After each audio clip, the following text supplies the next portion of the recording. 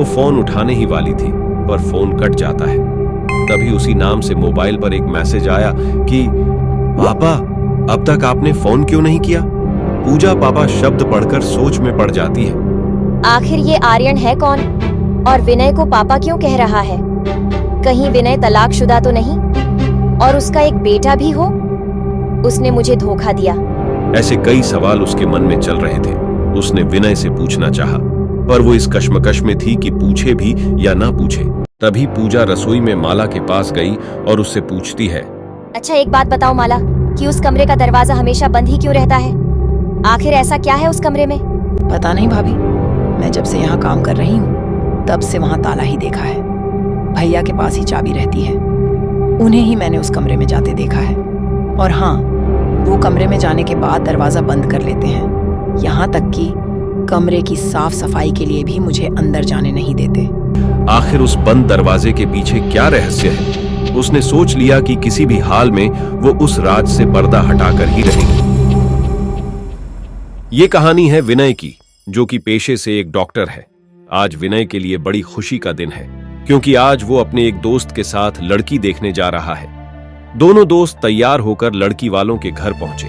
कुछ देर बात करने के बाद पूजा सज धज कर चाय लेकर वहां आई। गुलाबी रंग की साड़ी और खुले बालों में पूजा बहुत अच्छी लग रही थी।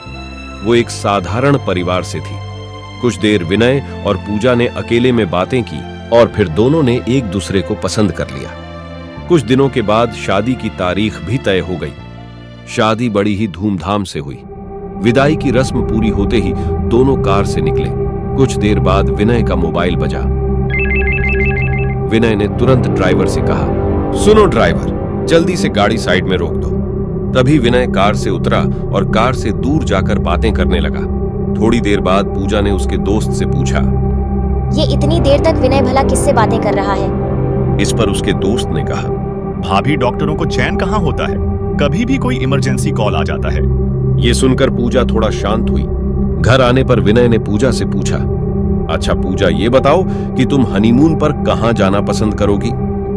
जहां आप ले जाएं, मुझे तो बस आपके साथ समय बिताना है। विनय ने सोचा, पूजा को अपने गांव की पुश्तैनी हवेली ले जाता हूँ। वो जगह बहुत सुंदर है और पहाड़ों से भी घिरी है। विनय ने पूजा से कहा, तो फिर सामान पैक कर लो, क्योंकि कल सुबह हमें बहुत ही खूबसूरत जगह जाना है। पूजा ने पूछा कि कहाँ जा रहे हैं। विनय कुछ कहता उससे पहले ही उसका मोबाइल बज गया। मोबाइल देखते ही उसके चेहरे के भाव भी बदल गए। वो कमरे से बाहर बालकनी में जाकर बात करने लगा। पूजा ने फिर सोचा, आखिर ऐसा कौन सा जरूरी कॉल आ जाता है जिसे देख विनय सब कुछ छोड़ बात करने लगते हैं। कुछ देर बाद जब विनय कमरे में आया तो पूजा ने पूछा, किसका कॉल था? विनय ने बात को टालते हुए कहा, अरे छोड़ो इन सब बातों को, तुम बस जल्दी से तैयार हो जाओ, फिर हम मूवी देखने चलते हैं। पूजा तैयार तो होने लगी, पर उसके मन में एक सवाल घर कर गई कि आखिर विनय ने क्यों नहीं बताया कि किसका कॉल था। फिर दोनों मूवी देखने गए और देर रात घर आए। अगली सुबह दोनों गांव जाने के लिए कार से निकल गए। सफर के दौरान बहुत ही सुंदर नजारा था। कहीं कहीं रुककर दोनों ने सेल्फीज भी ली। लगभग 3 घंटे के लंबे सफर के बाद वे गांव पहुंचे। गांव चारों तरफ से पहाड़ों से घिरा हुआ था। जैसे ही पूजा कार से उतरी तो वो हवेली को देख हैरान हो गई। उसने इतना शानदार हवेली पहले कभी नहीं देखा था। पूजा ने पूछा, वाओ, कितना आलीशान हवेली है। विनय, ये हवेली किसकी है?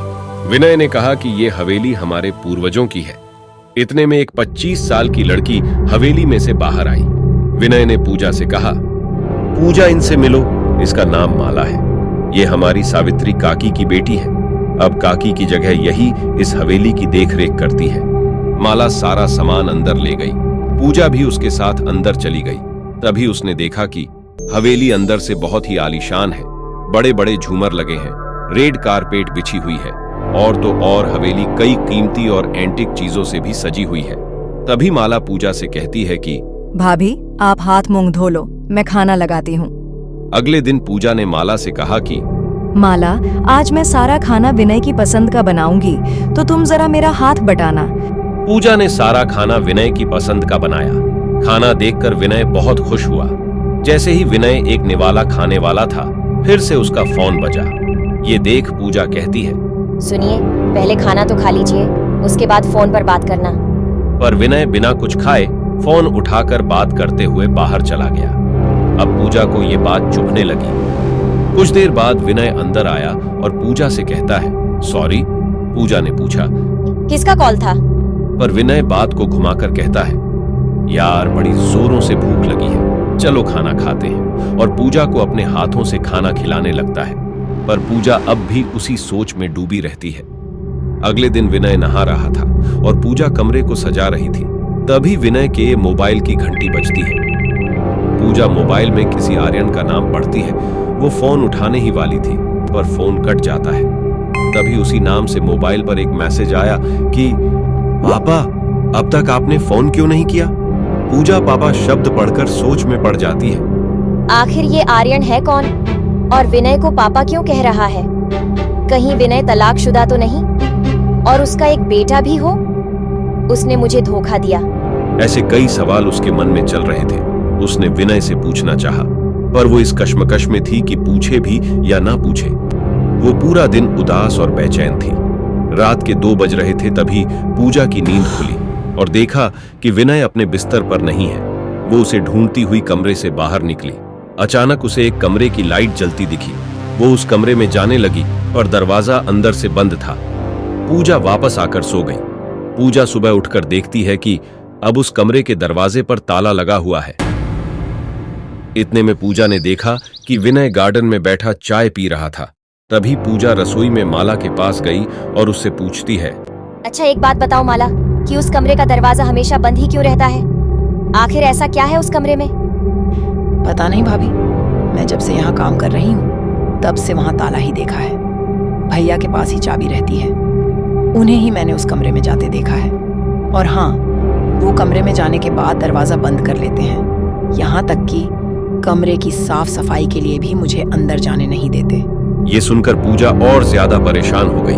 वो लगातार ये सोचती रही कि आखिर उस बंद दरवाजे के पीछे क्या रहस्य है। उसने सोच लिया कि किसी भी हाल में वो उस राज से पर्दा हटाकर ही रहेगी। अगली रात को पूजा जल्दी सोने का नाटक करती है। कुछ देर बाद देखती है कि विनय एक बॉक्स में से चाबी निकालकर फिर से उस कमरे में जा रहा है। पूजा भी उसके पीछे जाती है, पर इससे पहले कि वो वहां पहुंच पाती, दरवाजा अंदर से बंद हो गया था। अगले दिन पूजा विनय से कहती है कि मैं सोच रही थी कि आज मैं तुम्हारे लिए कुछ स्पेशल खाना बनाऊं। तुम ये लिस्ट लो और सामान ले आओ। अब विनय लिस्ट लेकर बाजार चला जाता है और उसके जाते ही पूजा जल्दी से उसी बॉक्स में से चाबी निकालकर उस कमरे का दरवाजा खोलती है। जैसे ही पूजा कमरे में जाती है, उसके होश उड़ जाते हैं। वो देखती है दीवार पर एक बड़ी सी तस्वीर लगी है जिसमें विनय किसी दूसरी लड़की के साथ है। इतने में विनय की आवाज आती है, अरे पूजा, कहाँ हो? मेरा पर्स घर पर ही छूट गया है, जरा लाना तो। तभी पूजा गुस्से से उस कमरे से बाहर आती है और विनय भी पूजा को उस कमरे से यूं आते देख हैरान रह जाता है। पूजा गुस्से से कहती है, अरे धोखेबाज इंसान, तुम पहले से ही शादीशुदा हो। तुम्हारा एक बेटा भी है ना, जो रोज तुम्हें फोन करता है। इसीलिए तुम कॉल आते ही उठकर चले जाते हो और मुझसे ये भी बात छिपाना चाह रहे थे। अब चुप क्यों हो? बोलो। विनय कहता है कि पूजा, देखो मेरी बात सुनो। तुम जैसा समझ रही हो मैं वैसा लड़का नहीं हूं। तुम मुझे गलत समझ रही हो। विनय उसका हाथ पकड़कर कमरे में ले जाता है और कहता है, वो मैं नहीं, मेरा भाई है। पूजा कहती है, अच्छा, तो अब सच छिपाने के लिए झूठी कहानी भी बनाने लगे? मुझे बेवकूफ समझा है क्या? मैं तुम्हारी चिकनी चुपड़ी बातों में नहीं आने वाली। क्या सबूत है कि ये तुम नहीं, तुम्हारा भाई है? अब विनय टेबल में से एक तस्वीर निकालकर उसे दिखाता है जिसमें विनय और उसके साथ उसी का हमशक्ल एक और लड़का था। विनय कहता है, ये मेरा भाई विक्रम है। हम दोनों जुड़वा भाई थे। अब पूजा शांत होकर बड़ी नरमी से पूछती है, ओह, तो अब तुम्हारा भाई कहाँ है? और फोन पर वो आर्यन कौन है जो तुम्हें पापा बुलाता है? फिर विनय कहता है, ये उन दिनों की बात है जब हमारे पिताजी का बहुत बड़ा कारोबार था। जब हम 10 साल के थे तभी हमारी मां चल बसी। उसके बाद पिताजी ने हमें हॉस्टल भेज दिया।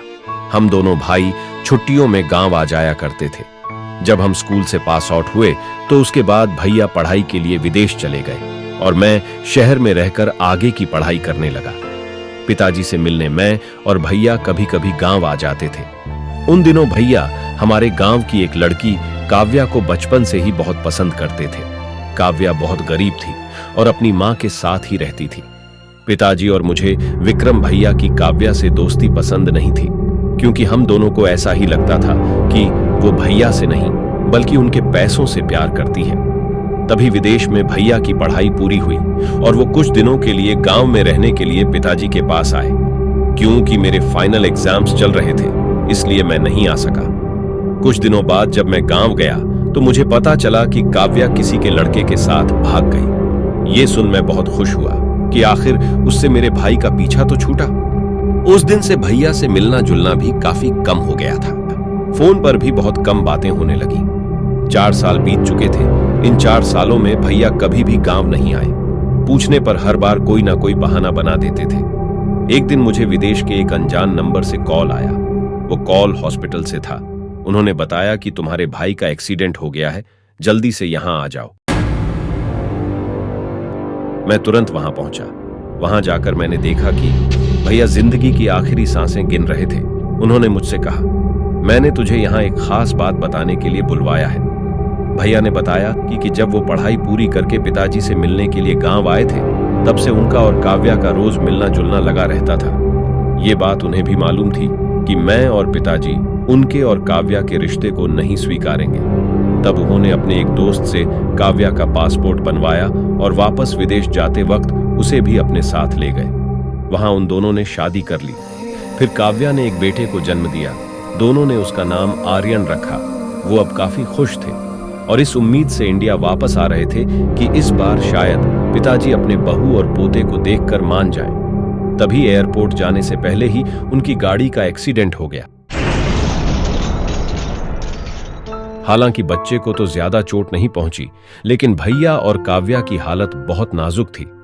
हॉस्पिटल पहुंचने से पहले ही काव्या दम तोड़ चुकी थी। तब भैया ने मुझसे अपने आखिरी शब्द कहे, अब आर्यन का ख्याल तुझे ही रखना है। और ये कहते हुए भैया भी चल बसे। जब आर्यन को होश आया तो मैंने फौरन भैया की बॉडी को ढका और उसके पास गया। आर्यन मुझे पापा समझकर मेरे गले लग गया। उसकी चेहरे की मासूमियत को देखकर मैं उसे सच बता ना सका। बस केवल इतना बताया कि उसकी मम्मी अब कभी लौट कर नहीं आएंगी। फिर मैं आर्यन को लेकर यहां आ गया। 1 साल आर्यन को मैंने अपने साथ रखा और फिर हॉस्टल भेज दिया। पिताजी भैया के जाने का सदमा बर्दाश्त ना कर सके और चल बसे। आज आर्यन 8 साल का हो गया है। जानती हो पूजा, ये कमरा भैया का था। इस कमरे में भैया की यादें जुड़ी हैं और मैं नहीं चाहता कि कोई इस कमरे में आए, इसलिए मैंने इसे बंद कर दिया। और जब उनकी याद आती है तो यहाँ चला आता हूँ और तब ऐसा लगता है कि जैसे भैया मेरे साथ ही हैं। ये सब बताते हुए विनय की आंखें नम थीं। ये सुनकर पूजा की आंख भी भर आई थी। पूजा ने पूछा, ये सब मुझे पहले क्यों नहीं बताया? विनय ने कहा, पूजा, यदि मैं ये बात किसी भी लड़की को बताता तो वो कभी भी आर्यन को स्वीकार नहीं करती और उसे सच बता देती। मैं ये सच कभी आर्यन को नहीं बताना चाहता कि मैं उसका पापा नहीं बल्कि चाचा हूं। वैसे भी वो हॉस्टल में रहता है, इसलिए मैंने सोचा जब तुम थोड़ा मुझसे घुल मिल जाओगी तब मैं तुम्हें सब बता दूंगा। पूजा ने रोते हुए कहा, विनय, आई एम सॉरी। ये मुझसे कितनी बड़ी भूल हो गई। मुझे माफ कर दो प्लीज। विनय ने कहा, नहीं पूजा, आई एम सॉरी। गलती मेरी ही थी। मुझे ये सब पहले बताना चाहिए था। मेरी हरकतों से शक किसी को भी हो सकता था। तब पूजा ने विनय से कहा, अब आर्यन को आप हमारे घर ले आओ। अब से वो हमारे साथ रहेगा। उसे हम दोनों का प्यार चाहिए। दोनों आर्यन को लेने हॉस्टल जाते हैं। विनय आर्यन को बताता है कि आज से ये उसकी मां है। आर्यन ये सुनकर बहुत खुश होता है और पूजा उसे गले से लगा लेती है। फिर वे तीनों खुशी से साथ में रहने लगे। दोस्तों, इस कहानी से हमें रिश्तों की बहुत ही गहरी सीख मिलती है। रिश्तों की सच्ची ताकत और समझ तभी उभरती है जब हम एक दूसरे की फीलिंग्स और सिचुएशंस को दिल से समझने की कोशिश करते हैं। विनय का आर्यन के लिए गहरा प्यार और उसका अपनी असली कहानी को छिपाना यह दिखाता है कि कभी-कभी हमारी बाहरी छवि या हमारे अतीत की कहानियां किसी के दिल को छूने और उसे स्वीकार करने की राह में रुकावट डाल सकती है। पूजा के विनय पर शक और गुस्सा, फिर उस शक को समझने के बाद उसका सच्चाई को स्वीकार करना, यह दर्शाता है कि रिश्तों में केवल विश्वास ही नहीं बल्कि सहानुभूति और समझ भी बेहद महत्वपूर्ण है। विनय की सच्चाई जानने के बाद पूजा की आंखों में आंसू और उसके दिल की गहराई से निकली माफी यह साबित करती है कि रिश्तों की गहराई उन कठिनाइयों में ही समझी जाती है जो हमें एक दूसरे के करीब लाती हैं। दोस्तों, असली प्यार और परिवार का मतलब सिर्फ शारीरिक या सामाजिक जुड़ाव नहीं होता, बल्कि यह हमारे दिलों की गहराई से जुड़े होते हैं। विनय की ओर से आर्यन के लिए अपनापन और पूजा का उसे अपना मान लेना यह बताता है कि परिवार को बनाने और मजबूत करने के लिए हमें एक दूसरे के दर्द, खुशी और संघर्ष को समझने की जरूरत होती है। इसलिए हमें अपने रिश्तों को समझने और संजोने के लिए केवल बाहरी व्यवहार पर ध्यान नहीं देना चाहिए। सच्चे रिश्ते वही हैं जहां हम एक दूसरे की पूरी कहानी सुनने, समझने और अपनाने की पूरी कोशिश करें। यही रिश्तों की सच्ची ताकत और उनके असली मूल्य को दर्शाता है। दोस्तों, आपको इस कहानी में ऐसी कौन सी बात सबसे अच्छी लगी जिसे आप अपने जीवन में इंप्लीमेंट करना चाहते हैं? कमेंट करके जरूर बताएं। और ऐसे ही कई खूबसूरत और अनमोल सीख देने वाली कहानियों को देखने के लिए आप हमारे चैनल को सब्सक्राइब भी कर सकते हैं। मिलते हैं एक और नई कहानी के साथ।